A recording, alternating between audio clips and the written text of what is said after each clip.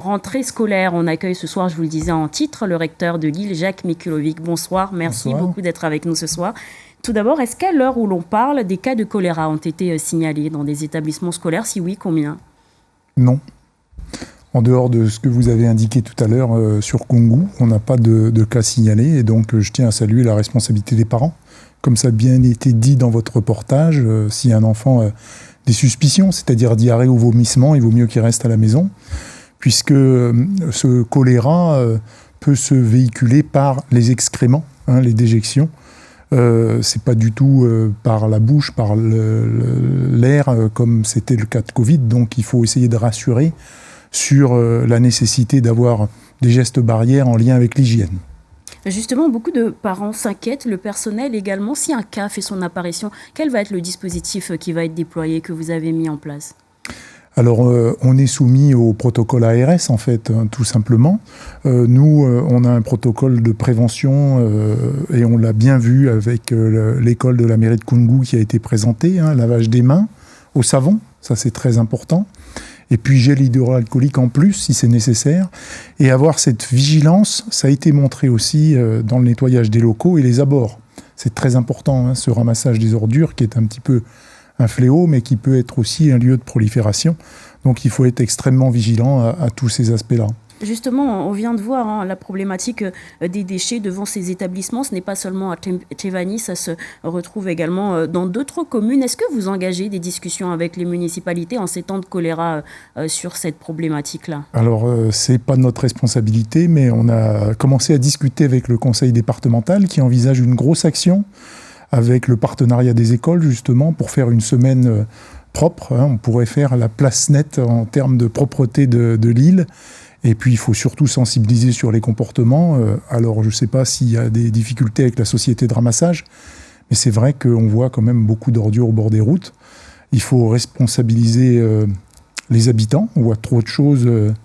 Je le vois moi-même tous les jours, et vous devez le voir comme moi, des gens qui, par la fenêtre, jettent leurs détritus. C'est des habitudes qu'il faut essayer de perdre.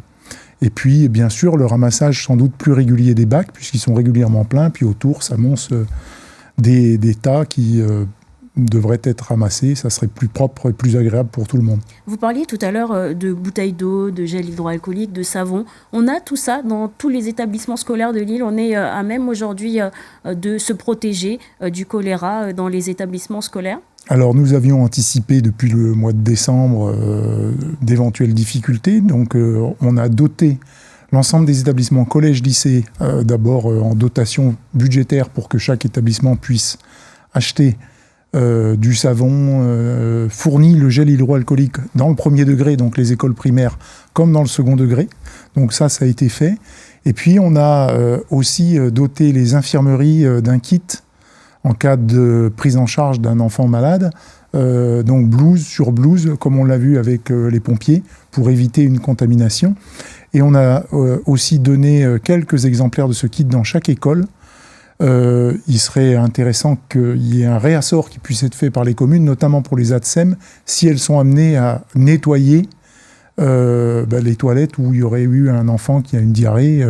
Il faut être extrêmement vigilant à cet endroit-là. Est-ce que des établissements pourraient fermer si des cas sont détectés? Jusqu'à combien de cas? À quel moment on va se dire, là, on va fermer l'école, par exemple? Alors ça, c'est pas de notre ressort, c'est vraiment du ressort de l'ARS et de la préfecture. Donc on est extrêmement vigilant. On espère que ça n'arrivera pas. Et même si la situation est inquiétante, on peut le comprendre, globalement, nos établissements sont relativement bien sécures en termes d'hygiène.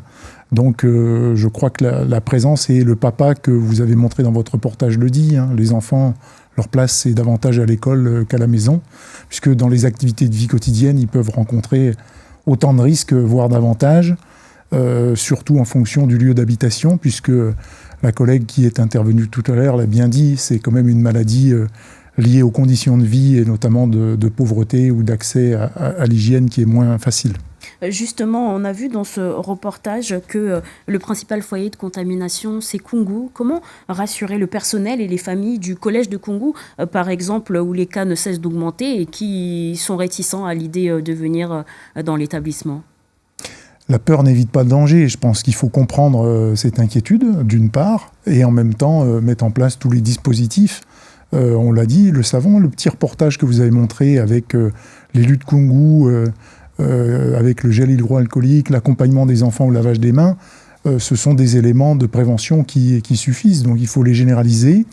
Et puis il faut se recentrer sur nos objectifs pédagogiques. Il n'y a pas de raison qu'on ne puisse pas franchir, je dirais, cette nouvelle épreuve que subit Mayotte. C'est vrai que ça fait beaucoup. Et je crois que les équipes pédagogiques sont un petit peu saturées de l'accumulation de ces difficultés. Je crois que c'est surtout ça qui est délicat. Merci beaucoup Jacques Mikulovic d'avoir été notre invité ce soir. Merci.